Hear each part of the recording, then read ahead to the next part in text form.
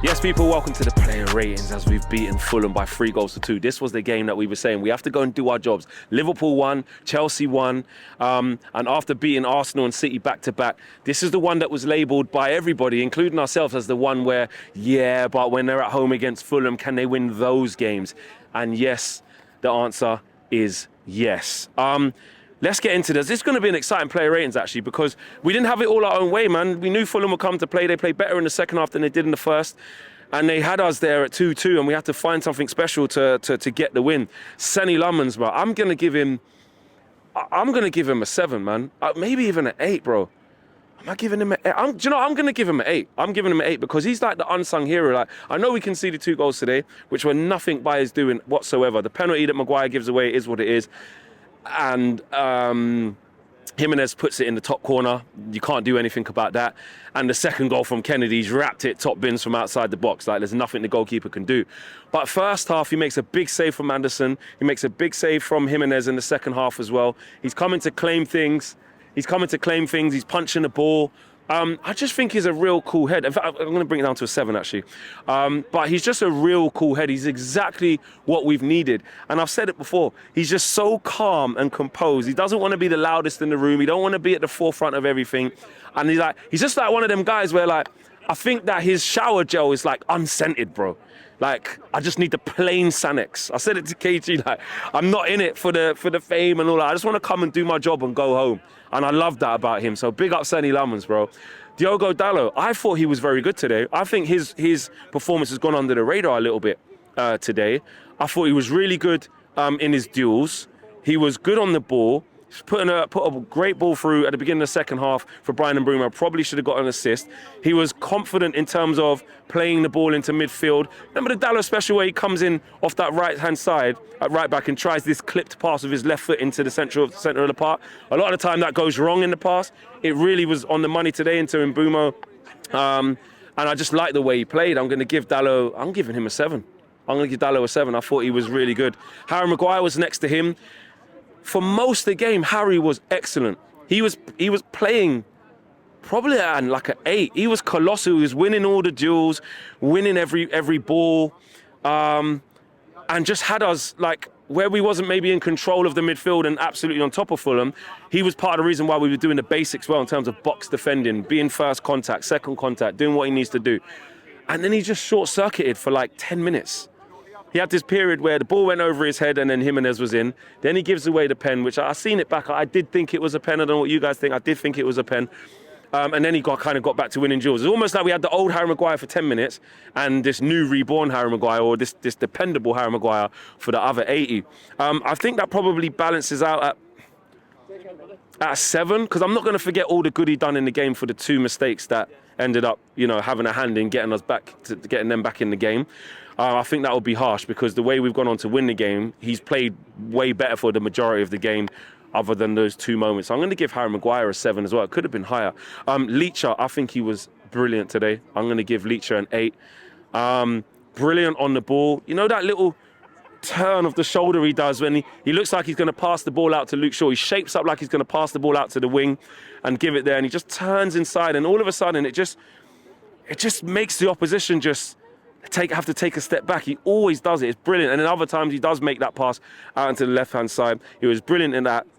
And then what I'm really bigging him up for is the latter stages of the game when you need somebody to be colossal. You need someone to be brave, go smashing into tackles, winning the ball, not giving away silly fouls.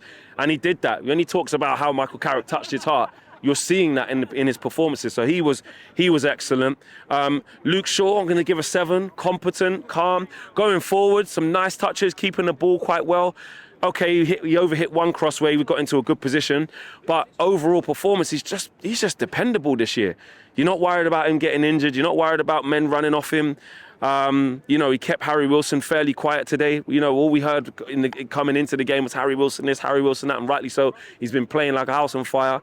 And Luke Shaw it was largely down to him. I thought he was excellent today. I'm going to say Harry Wilson.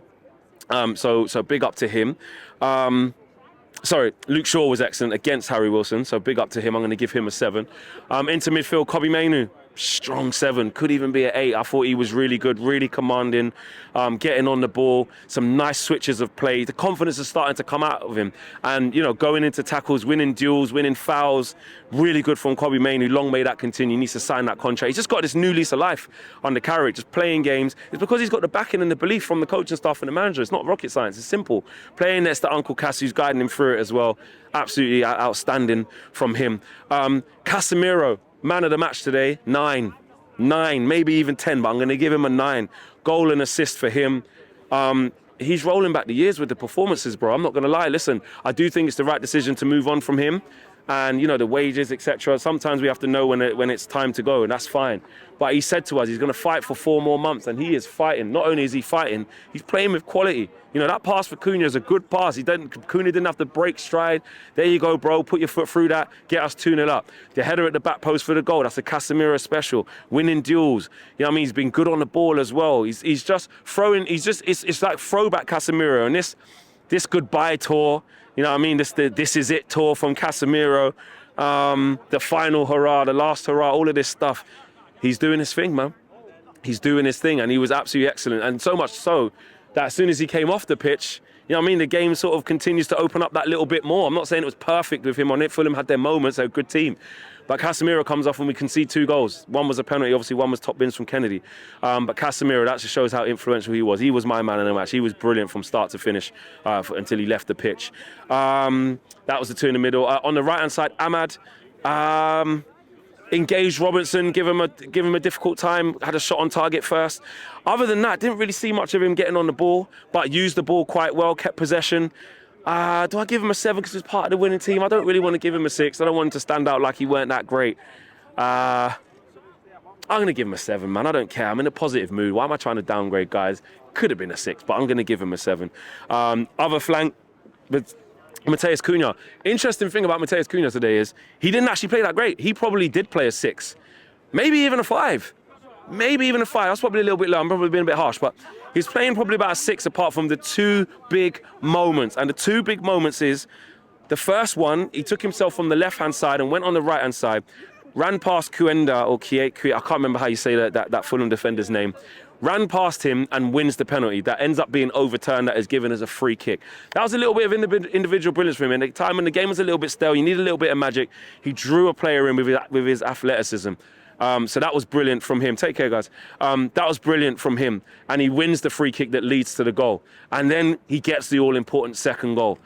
Puts his foot through it, hits the surf. That's what you want from him. That's why you pay the big bucks. You want moments. I'd much rather have that than Garnacho, all 40 million worth of what he's doing at Chelsea, what we see all too often. He's got end product. He's got something about him where even if he's not playing well, even if he maybe should have come off or this, that and the other, he's still going to find something. He's going to find a gear. That's what you pay £62.5 million for. So all of that being said, what am I going to give him? Because he scored, I'm going to give him the 7. But do you know what? I'm going to give him a 6. I'm going to be true to his all-round game. But then I'm saying Ahmad's played better than him. Do you know what? He scored, man. I'm just going to give him a 7. Fuck it. I don't care. Up front, right, let's go through this. Bruno Fernandes, my skipper, my captain, bro. Like, there's just nothing else I can say about this guy that hasn't been said already. 2 assists today. Wasn't even his best game overall in terms of his overall influence, and we didn't really play in that way where everything went through Bruno today, which is probably a plus. It's shared out amongst other players, but again, 2 crucial moments. Who do you want to be putting in that ball to the back post of Casemiro? Fulham fans away to my right were singing, you rat, this, that and the other. Then bang, hold that assist. And then to do that after running around the whole game trying to press against Calvin Bassey, to lay it, I'm not going to say lay it on a plate for Benjamin Sesko because he's got a lot to do, but to get him the ball, to give Sesko the opportunity and the platform to take a touch, swivel and score.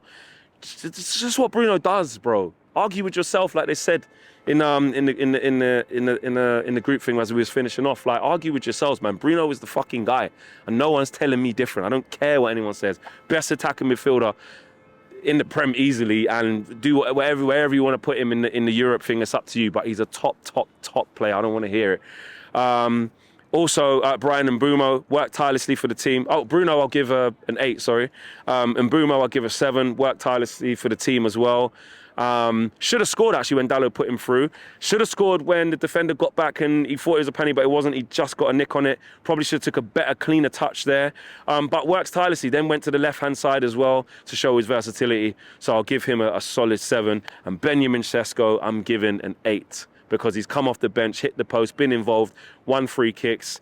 And most importantly, got the winning goal. And the touch and swivel was top from him. He's needed that confidence, so big up to him. Mazraoui, I'll give a 6. Come on and just shored it up at the back.